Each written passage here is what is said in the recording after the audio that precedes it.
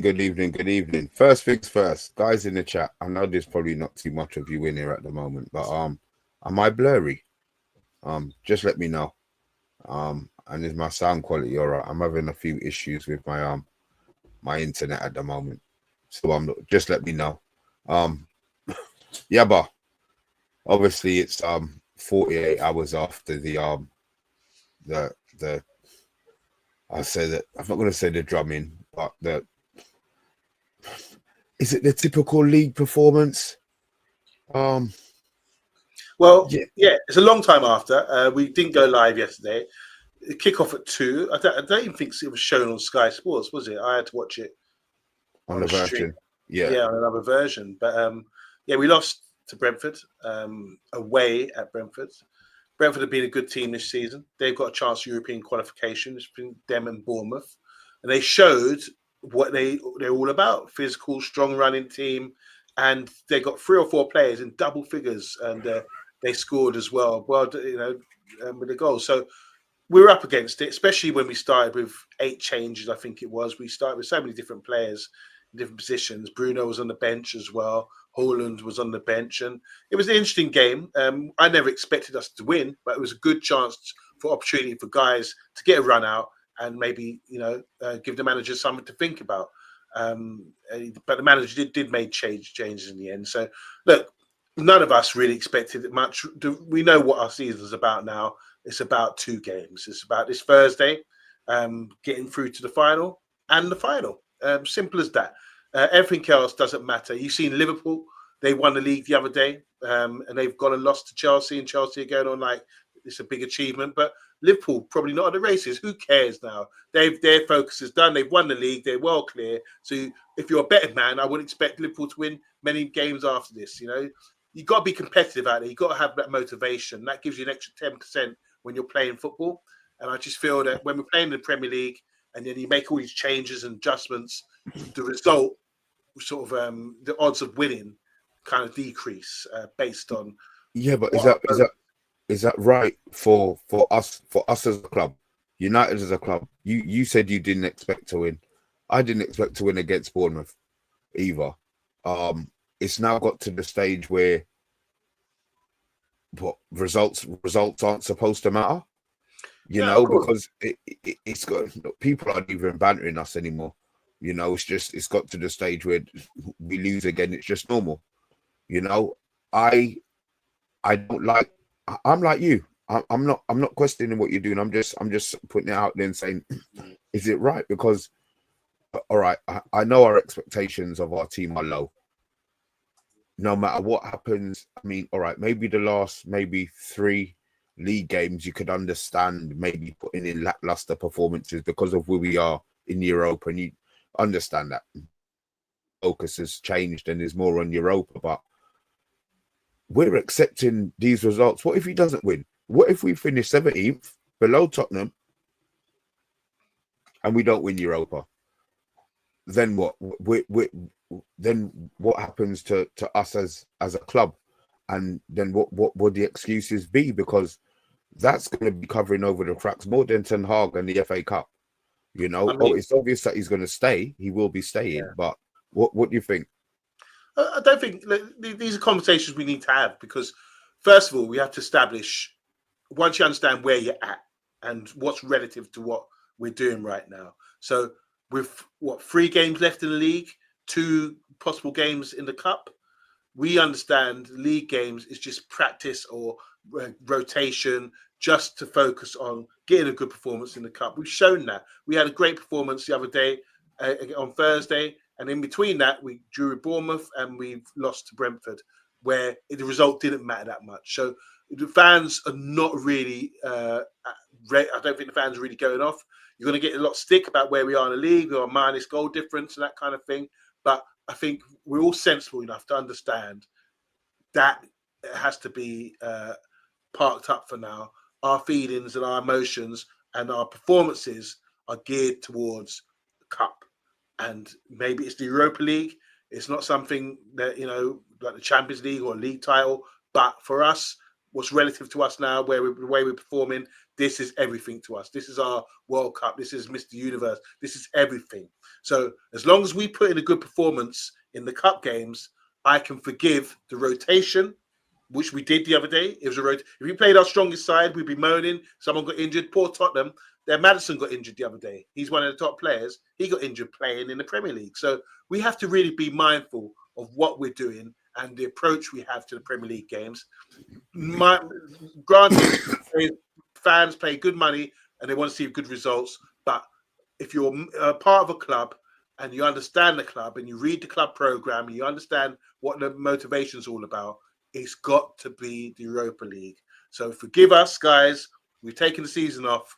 Next season, we start again. But for the next few weeks, it's about qualifying for the Europa League, qualifying for the Champions League by winning against a Norwegian side or the Spurs side who have beaten us 3 times already this season. That is the focus for us, Mr. B. Okay, so it sounds like you're beginning to accept. Let me just see if there's one or two in here. Obviously, look, I don't want to dwell on it too much, but I suppose we have to kind of run through it. I'm not even going to talk about the goals that we concede. We're good at conceding goals. Let's go through the positives. Let's look at the positives. Like where's I Am Titanium's got one up here somewhere. Oh, I can't even find it. But basically, what he was saying that we've got to look at the positives. Andrew saying, look, these results actually don't matter. We can turn on form. I mean, you were saying as long as we put performance in, is it about performances now, or is it about the result? It's 2 results we need. It's not even 2 performances. It's 2 results. Hook or by crook. You know, it would be lovely to go out and play this sweeping football that we know we haven't played all season. But let's be honest, it is going to be about result, because if we play well and lose, we're losing our mind. You know what I mean? I don't want to be those. I don't want to be the nearly ones. UK Strange is just saying, howdy. Andrew Williams, Garnacho, best player on Saturday. Got a goal, got an assist. The beautiful thing about the goal is he told him where he wanted the pass and he put it there and he dispatched it well. Garnacho is always going to split the fan base. Maybe not as much as Maguire, definitely not as much as Rashford, but it's beginning to be the next big issue. My thoughts won't change on him. What are your thoughts, Mr. B?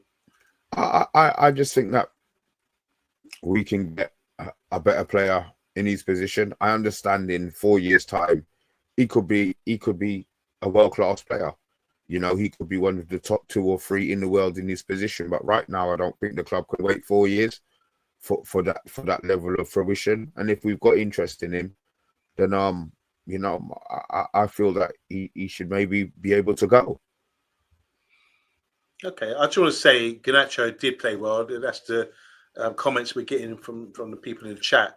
When Andrew Williams saying here, Garnacho our best player again. I mean, he's been playing pretty well lately. He is a threat. Granted, we do understand his weaknesses. That if he was to score like majority of his chances, he would have double figures every season, because he does do a lot of direct running. He does get a lot of shots on goal. So all he needs now is just to convert his shots and his chances to goals, and then we won't be having this discussion or even been talking about selling him. He has performed well lately. He is a threat for us. And I just think when you think about it, he's only 20, 21 years old, and he's coming to a side which is a bit fragile. When you compare that with someone like Saka or, the young player Skelly coming into the Arsenal side who are doing really well, it's easier because you've got that base, you've got that foundation. But for a young player to come in and then the expectation is too high on him, like he's expected to do something at that young age, I think it's a bit too much for a young player, regardless of who you are. And I just feel that if he was going into a stronger Man United side, it would be easier for him to fit in without that expectation of him expecting to do so well. So I think we put a lot of pressure on our young players, like Kobe, we were talking him up, and same with Garnacho. But they are talented and they are good. And look at Yoro as well. These are, we've got 20, 21-year-olds and youngsters there who are really promising players. And all they need is experience, time, and less pressure on them. So my thing is to say, yes, Garnacho has played well. He done well the other day. Fair play to him. But can we just ease up on the pressure for a young man coming into a vulnerable, fragile football club like we are at the moment? Well, look, I've known you for a little while. You've never been one to go overboard. Sometimes I don't understand your defiance with logic, but it doesn't. You've never changed.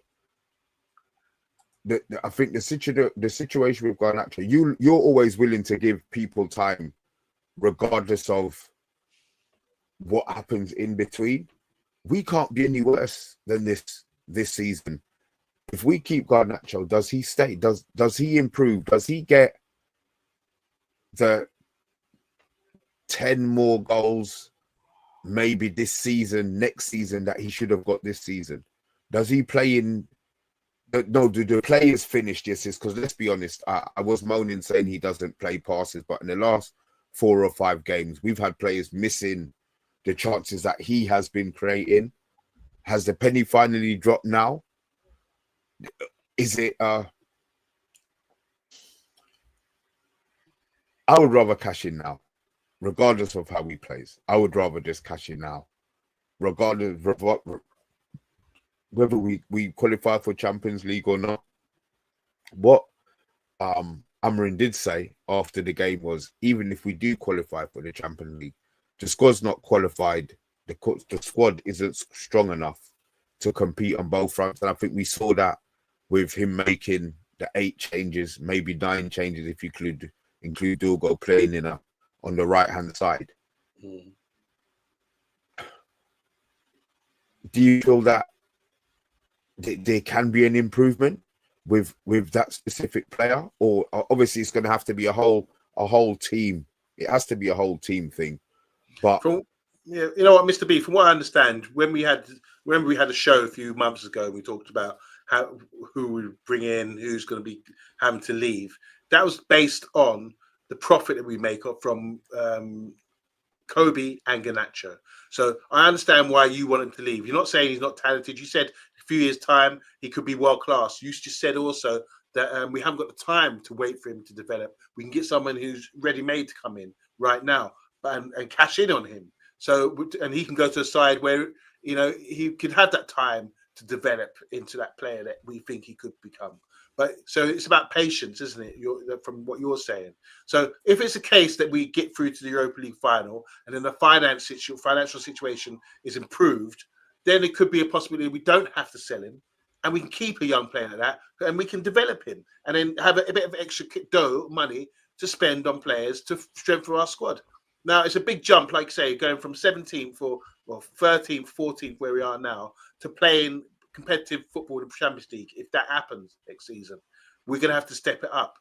But the Champions League buffer is the money and the prestige of playing in that competition. And then sometimes you can adapt and that you can attract players to come in as well. So we need to really have this discussion about Garnacho once we've established where we're at next season. If we don't win the Europa League and we're stuck in this 14th place, then it's a different conversation. But as for now, we got to look at our best talents, and we've got quite a few. To be fair, we've got quite a few talents that could soar up.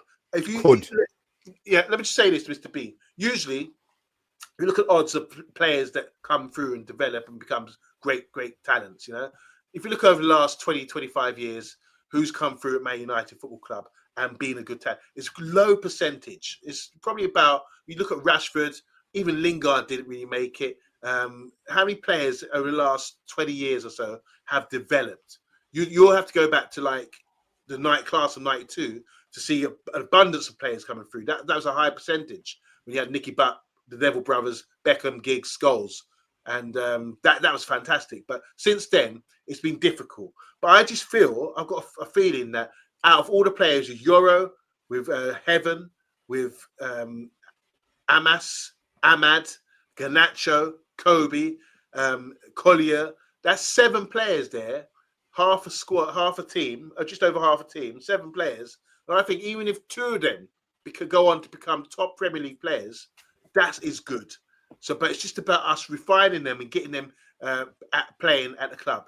Now, rather than signing someone to come in who's ready-made, I think there's 7, 8 young players there, and I haven't even mentioned Obi as well, who can come in and soar and take that opportunity. This is an opportunity for all the young players to show that they can step it up. And I just feel that it's we have to sort of have a bit more patience, a bit more understanding of our situation, and just realize, like you said, the manager said, that the Champions League is a big, step up for us from where we are at the moment. So I'm quite prepared to remain where we are, as in 17th, developing, and getting these players in a better place. So this time next season, they will be more established and more valuable to us, and proper players as well. Because Mr. B, we cannot deny the talent that we have in the squad, mixed with experience, mixed with. we don't have the experience part. This is the part. Okay, I understand what you're saying. Give them time, that little bit of time. We can't finish any worse next season. Yeah. Playing for Man United is pressure. So if you've seen grown men, grown adults crumble when they put on the shirt, it's like they're playing with fridges on their back. They just can't be how they want. Look, Anthony's gone. Anthony's left. Anthony's scoring goals left, right, and centre. I understand Spain might be a more winger-friendly league for Anthony, a player in his position, but the difference isn't even chalk and cheese, bruv. It's a lot more than that. He looks like a player who is worth, a fair bit, not what we paid for him, but a lot more than he was before he left us.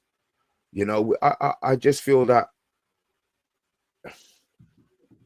there's so much pressure on Giroud. Thank God we're 3-0 up for one, but there's so much pressure on those 2 games. I'm not sure we have the players. Bruno, Maguire, Casemiro. Those have been our 3 biggest players. Especially Bruno's been a big player for ages, but this last maybe 4 months of the season, those are the 3 players who you can look at every game and feel okay. But they're old. They're experienced. Everything they, so they can pass down knowledge to the midfielders, to the defenders. We don't have enough. When they don't play, we don't have enough of that experience on the pitch, in key areas. I will always choose De Ligt over Maguire. That's just my opinion. But Maguire needs to be playing. So I don't know how you get De Ligt and Maguire in the same team. I don't know if you can. But just because of what Maguire's been doing in regards to leading by example, causing a chaos wherever he is on the pitch for whatever reason, these are players who have now made themselves first choice. We don't have enough of the younger ones making themselves first choice. They're playing because they're better than what we have, but they're not what we need. And that's the part that I'm looking at. You look at the experience who can bring. It's just key areas. I have no problem keeping Garnacho, but Garnacho can't be starting 30 games for the season. And if a player is not going to be starting and you can replace him with a player of better experience, is what I'm going to say. Maybe his technical attributes might not be as good as him, but better experience. And I just think that we become a better team. Yeah, no, I hear that, Mr. B. I hear that. I mean, this is all. We can only speculate, really. But one thing I am pleased that you mentioned experienced players, and that core of Bruno, Maguire, and Casemiro. These are real proper players, who've been there, done it, and we need them. They're vital for us. And around them, like I say about balance, you need to have the young players. Now, unfortunately, Harry Maguire and Bruno and Casemiro didn't start the other day. And we saw the result of that against Brentford, even though we only lost by a goal and we scored goals in the end. I just feel that we saw. What was the final score yesterday? 4-3. 4-3. Oh, there you go. Yeah. Sorry. So you saw there the result of us not playing our experienced players. So they're vital in these next couple of games that we got coming up. You know, most definitely. Now we can't wait. Obviously, on Thursday night, it's not over and done with. I'm sure. You don't think it is? It's done. Come on, Yabba.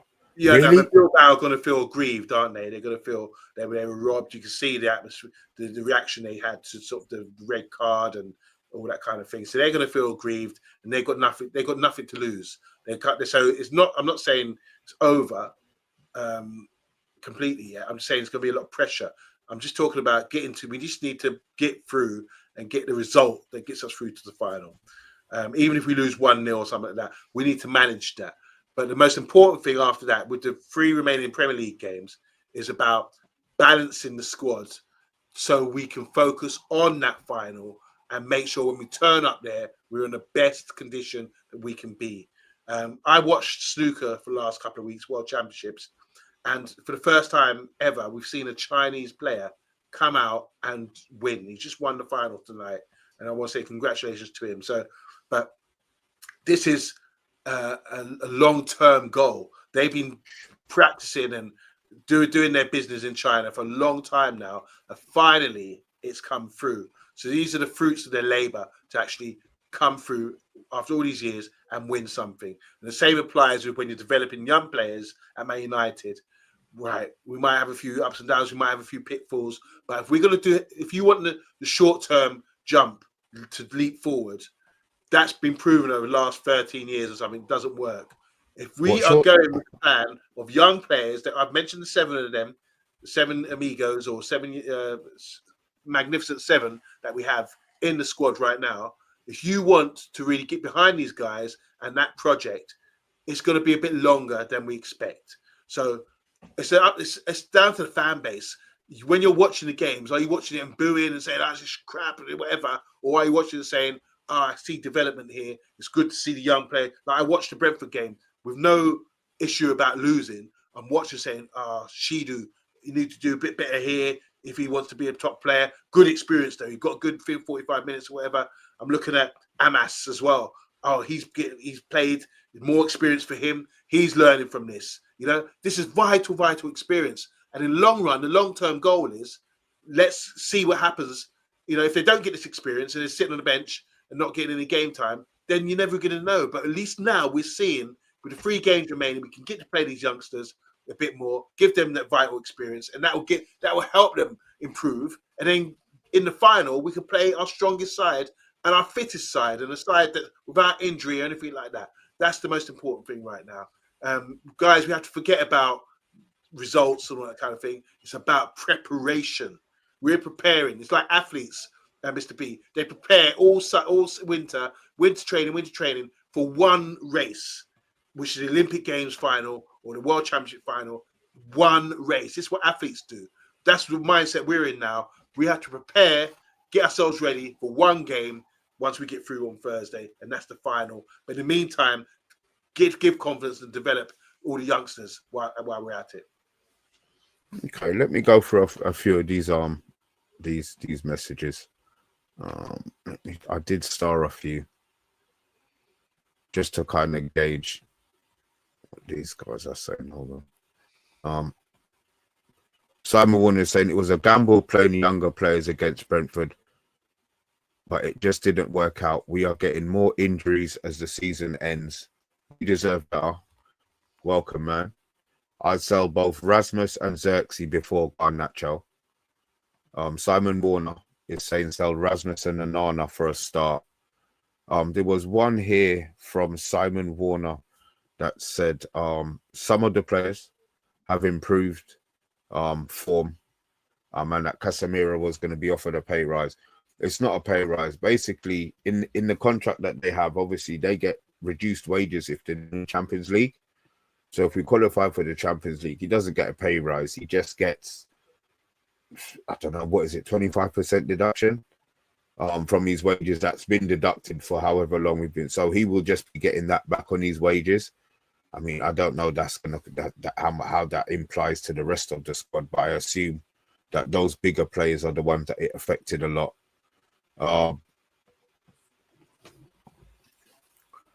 Bart is saying the strength and conditioning of the younger players is key. I'm not sure it's even the strength and conditioning, to be fair. What's this now? But so funny. Garnacho and Amad shouldn't count among as they were signed from other clubs. They signed their first pro deals elsewhere. Cheeto too. I don't know.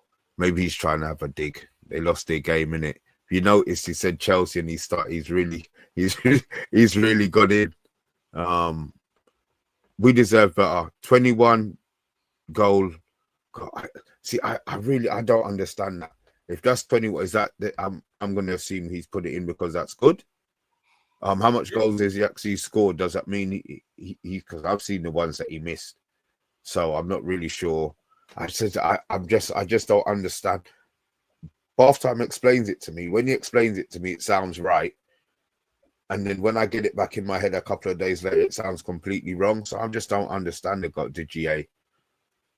Well, it's goals and assists for the season. I think if that's true, then that's not goals. No, that's not goals and assists. That's not his figure. There's no way we've been moaning at him and he's on 21 goals or in both. I'm sure Garnacho's had assists and goals. He's played a lot of games. 21. Yeah, goals and assists combined. Somebody clarify that? I'm not sure we've got that right, but look, we'll see. Right. 6 goals in 34 matches this season. Yeah. That's in the Premier League. And the Europa League, he's got 1 goal. So I'm 7. only seeing 6 goals. He's got 6 assists. Oh, actually, no, sorry. All right, here we go. With all competitions, so 9 assists and goals in all competitions before plus 6, 10. So it's about 19, 20, almost 21, yeah, if you combine all the games. Okay. So it's not bad. 6 goals in the Premier League. I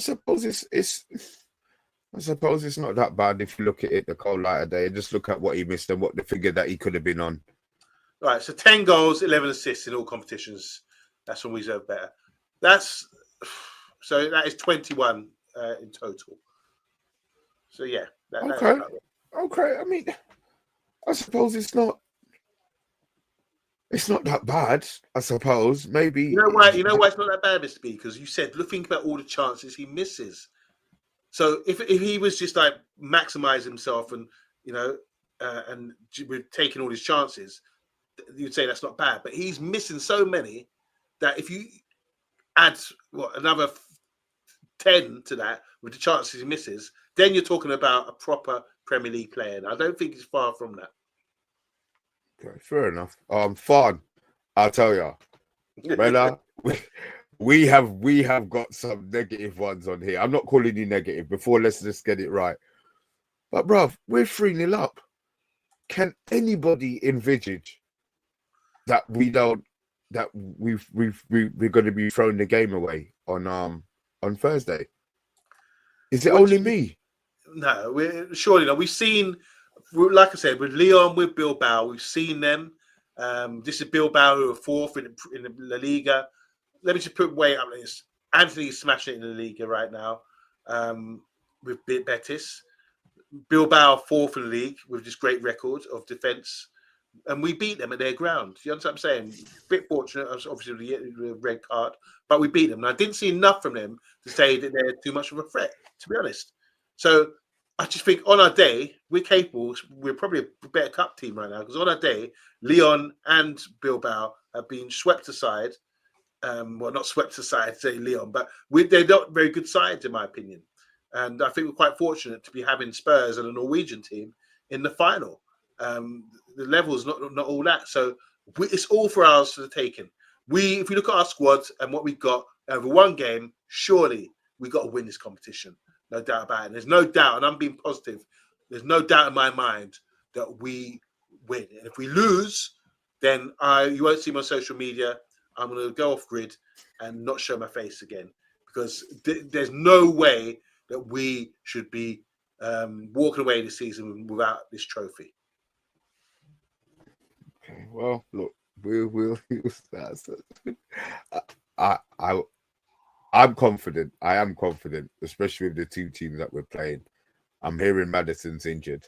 and out for the season, but they've kept that very, very quiet. So if that is the case, then that's I don't wish injury on anybody, but if he can't play, then that helps us immensely, and that's just the way that the cookie crumbles, to be fair. And as well, not just that, it's like in a way it's amazing because we've already played in Bilbao. You know, we've already been to the place where the final's been held. I think that if we the thing that gets me, if we get to the final, we're either playing Spurs, who haven't won a league since '61. They don't win cups. The last cup they won, I think, was 2007, which was a League Cup, and they bottled the Champions League final against Liverpool a few years ago. There's no way a club of that sort of heritage should be beating a club like Man United, who always find a way to win. This is my opinion. So, and then you got a Norwegian side who will be like rabbits in the headlights. Who, congratulations to them, they've done really well to get this far. Like I mentioned before, Norwegian sports doing fantastic. Don't know what they're doing out there, but athletes are doing really well. You've got a world record holder in the 400-meter hurdles. You've got great 400 meters flat sprinters out there. Some great Norwegian athletes coming through, and obviously you got Holland. They're probably the best striker they've ever had, and Odegaard, and Odegaard as well. The Norwegians are really stepping up with their sports in their country. So fair play to them, and they're punching above their weight this side to be getting through to the semi-final. But there's no way. Oh, Ingebrigtsen, sorry, there you go. There's another one who's a world record holder in the mile and not indoor as well, and he's got multiple Olympic records as well, Olympic medals, sorry, as well. What a great athlete he is. But let me say this. There's no way that a Norwegian sort of part-time team, which I see them as, can beat us. And there's no way, even though Spurs beat us 3 times, with their history and everything else, that they beat us. If they do, it's going to be seriously embarrassing losing to them because they are serial bottle jobs. I agree, but let's get there first. And let's just get there first. Obviously, as the days are going, you know, it's getting closer to the transfer window, and we keep talking about players we're going to buy, players we're not going to buy, players we're going to, and we understand that a lot of it is dependent on us qualifying for the Champions League. I just want to show you something. 1 second. I'm not sure if it's that one. Yeah, this is. I'm not sure if you guys can see all of this in the chat. I've just got a little graph up of. Can you see this? Can you see this? Yeah. Okay. This is a number 10. These are 3 number 10s. One's at our club. The other 2 are players that we've been linked to in the last couple of days and last couple of weeks or whatever.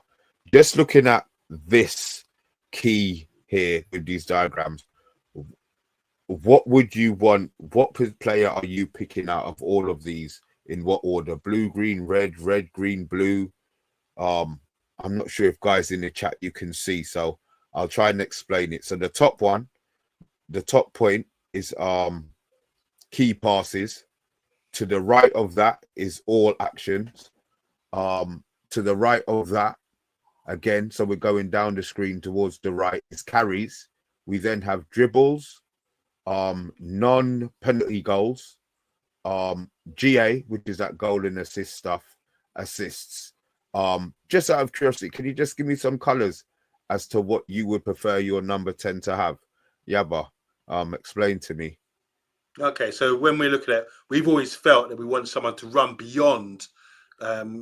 If we have our number 10s, we've got a dribbler with Garnacho, for example. And we're talking about Cunha. He carries the ball really well, and he can dribble really well, and he scores a lot of goals. He scored a lot of goals this season. So I would think, looking at this chart, I would say the blue is Cunha, because I think the red must be Garnacho because of the dribbles and carries and less goals.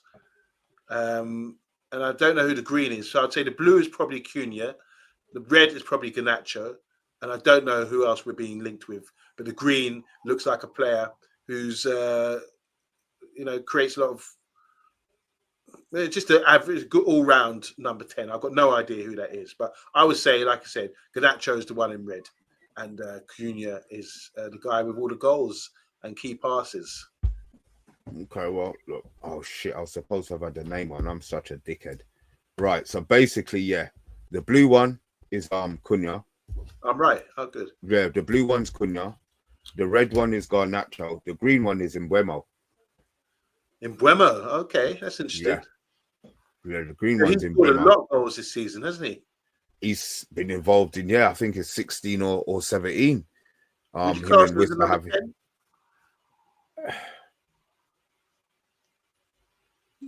No, I think he wouldn't we classify him more as a striker. No, he's been playing wide. He's playing wide a lot, doesn't he? From the left, plays out from the right. But yeah, anyway, I can see. I just didn't consider it could be him. But obviously, because we played against him. What did you think about his performance yesterday? He always causes us trouble. Yeah, But he causes everybody who plays. I think he's a very, very consistent player. There's no airs or graces about him. I mean, he's got a year left on his contract. This is another player. Would you be willing to I don't know if it's a downgrade or an upgrade. Guys in the chat, is Mbeumo an upgrade or a downgrade on Garnacho? Obviously, I think we've all come to the conclusion that Cunha is definitely an upgrade. Do the stats change your mind, or is it more of an eye test thing? The most important stats are NPG and assist, non-goal. Okay. Oh, so they're saying Farn saying it's upgrade. Okay. How you doing? Good one. I like that. Andrew saying they upgrade on this year's performance, but I think Garnacho has scope to improve a lot. Yeah, he stands out with the carries and dribbles. He does, more so than the other two. But yeah, he's falling behind with the non-penalty goals. And assists as well, which is a bit surprising. He's got quite a few. But these other guys are a few years older, aren't they, Mr. B? And this is my point. This is the point. Do we wait? Because if we do replace him, there's no way he starts every season. Is he going to be happy being a bit part player? Or they could spend the money on an Mbeumo next season, keep Garnacho. And Garnacho causes an absolute madness, which is fine for us as a club. But then have we wasted money on a player that we didn't need? Yeah, that's a good point. I mean, look, you're talking about two Premiership proven players who have done the business. We've seen recently. But they're both mid-table players with Wolves and Brentford. So what are we? Well, but but they're not like they're top playing for top clubs or anything like that. But they are punching. They're doing really well. And I heard Brentford are talking about 60 million for Mbeumo. Well, it's not going to be that. He's got a year left in his contract. There's no way he goes for 60. There's no way he goes for 60 million. Yeah, but like I say, like we've saying here, we keep both Garnacho and Mainu till summer of 2026. Emma will be gone by then. And we're saying here, Andrew's saying we need more depth, which is true, which is why we're looking at these sort of the data there, which is interesting. There's a great little graphic there you've got there, Mr. B, about Mbeumo and Cunha. You can see what they offer, which we don't have currently at the club right now. So, don't forget Xerxes. I've been injured. He's sort of like the forgotten man, but he's a player. I don't think he is. And then, I mean, look, you say forgotten man. Amad came back. I tell you, man. I know the goal was like an honor he was shooting at. It went through the goalie's legs, but he offers us so much. We're talking about getting 10s. We talk about buying 10s. We've got one who is first choice. Whether he decides that he's going to play him as a 10 or he's going to play him as a right wing back. Obviously, only Amarin knows. We don't need do we need 4 10s in the squad? And if we do, then what is the 4? Because we got Mason Mount, who's probably played and scored. Yeah. That seems to have gone under the radar as well.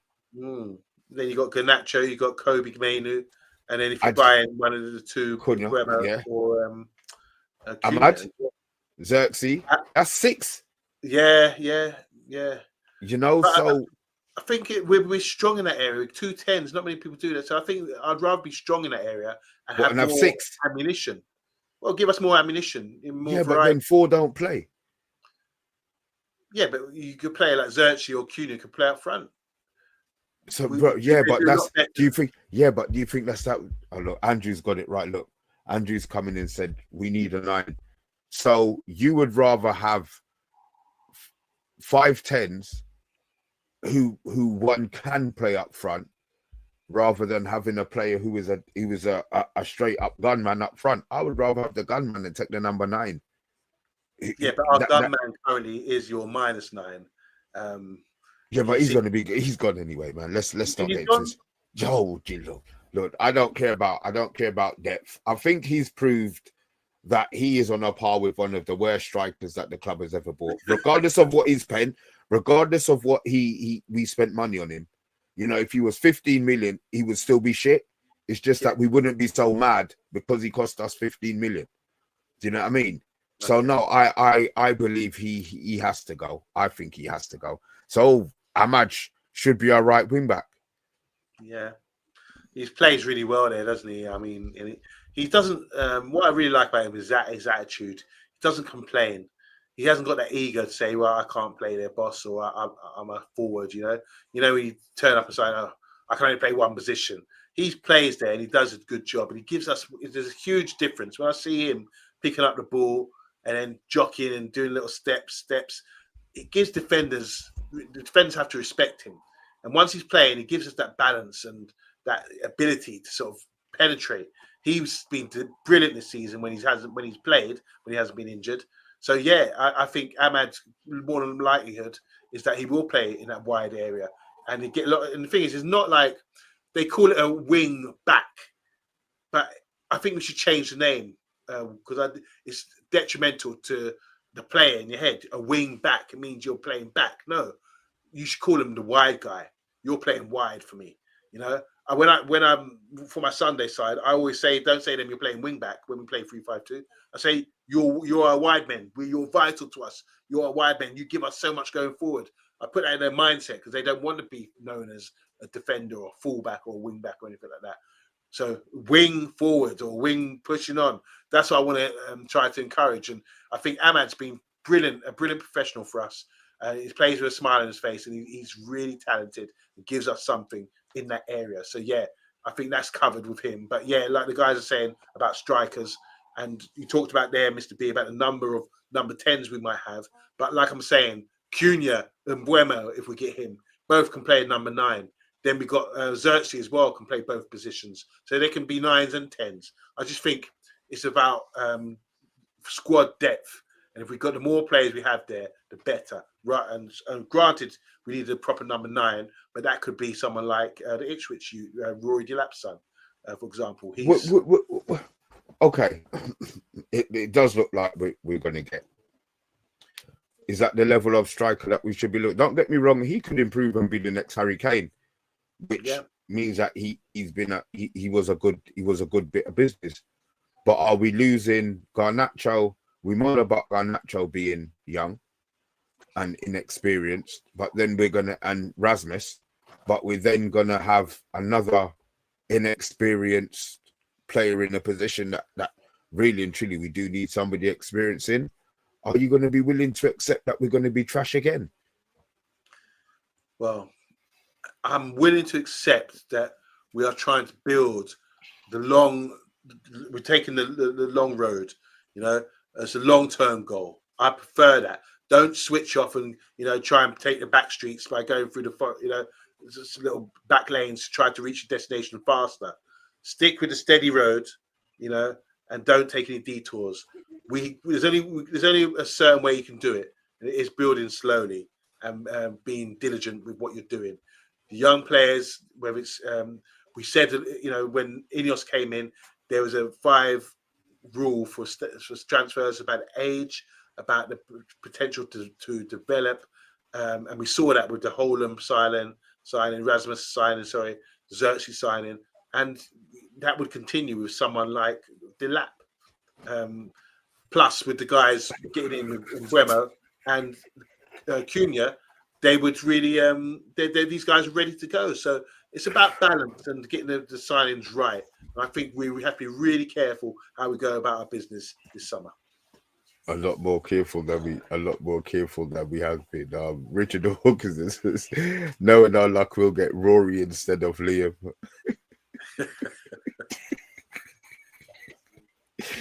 Oh look, man, we'll see. Look, the summer, it's all chit chat until they sign the share. All these deals are done until somebody else comes in. Look, we just have to wait and see. I think, Yabba. I think we'll just have to wait and see what the real situation is. Late as usual.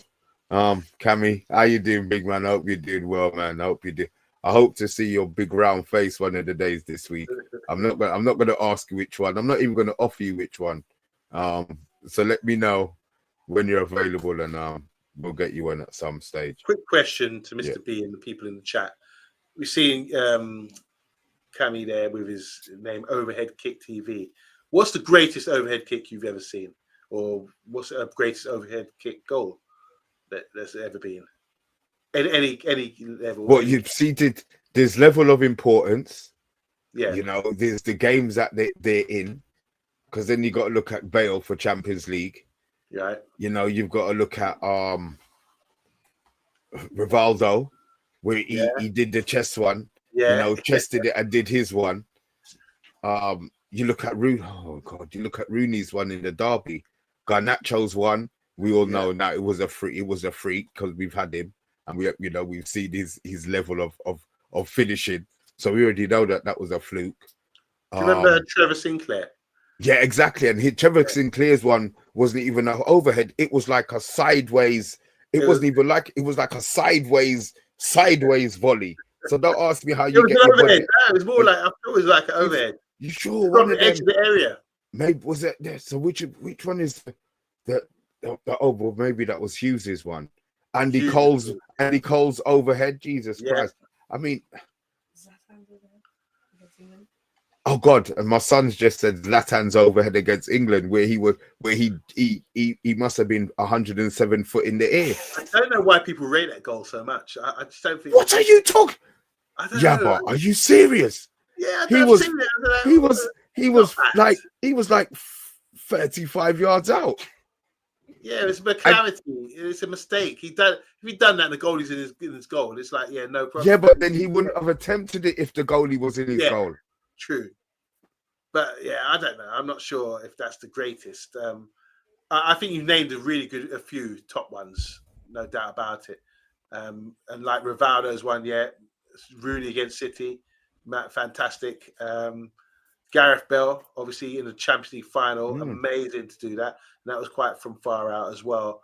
For me, I just think Trevor Sinclair's one. I don't think that's ever been topped. I've never seen a better goal than that overhead kick. The one that had no importance and it didn't mean anything. No importance, but it was a fantastic. He won the goal of the day with it. yeah, something like that. But it was fantastic. You have to give it to him. But Gareth Bale probably would truly be the best. I've never scored an overhead kick in my life. Have you tried? Yeah, I've tried quite a few times, bro. Falling volleys. Yeah. In my younger days, I used to think I was Mark Hughes. I could do a falling volley. That was my go-to. Like, the one you could just fall in. Overhead kicks, bro. I don't know the technique, and I see it, and I would hate to know what I look like when somebody's watching me because I don't know what to do. I don't, they get their legs up and they bicycle. Yeah, but how in your head are you thinking? Just think logically how you're going to get yourself up to do that, and then you're still going to hit the ball. My whole they call it a bicycle kick. That's the technique. Yeah, isn't it? So, and if you think about what you have to do, the timing and everything to get yourself up there, brother, it's it's not a joke. I've obviously escaped to victory A massive one by Pele. Iron Titanium said there, yeah, that's probably number one. Very good. But Rooney's bicycle kick against City was the best. It come off his shin, though. It didn't come off his shin, I think, with the Rooney one. Yeah, but piss off. Yeah. All right, Simon. Yeah. Some great ones in there, guys. Obviously, we haven't got a unanimous one. There's just been a variety of few ones, but just pick one. So, out of everyone, which one would you definitely say is your favourite? Regardless of occasion or whatever, what's your favourite overhead kick? Well, it would be one that Andy Cole did. It's just, I'm sorry, it's just bias. I'm sorry, it's just bias, you know. And my favourite Andy Cole goal, if you really want to know, is the chip in the Tottenham game where he lobbed him. Yeah, but he scored a couple of. Anyway, look, just reminiscing about things I think I remember, and I found out wasn't even him who scored the goal. So yeah, rather than me talking fat, you know. Stuart saying Garnacho's wins hands down. Yeah, that's a recent one we've seen. And what about in the World Cup? Didn't Richarlison score a nice overhead? Who? What Richarlison? Richarlison. Tottenham? For Spurs. Who's a Spurs striker? Really? Richarlison, yeah. He scored a good scissor kick or something. Zico scored a wicked scissor kick as well. But anyway, yeah. Good one, Rich. Good one.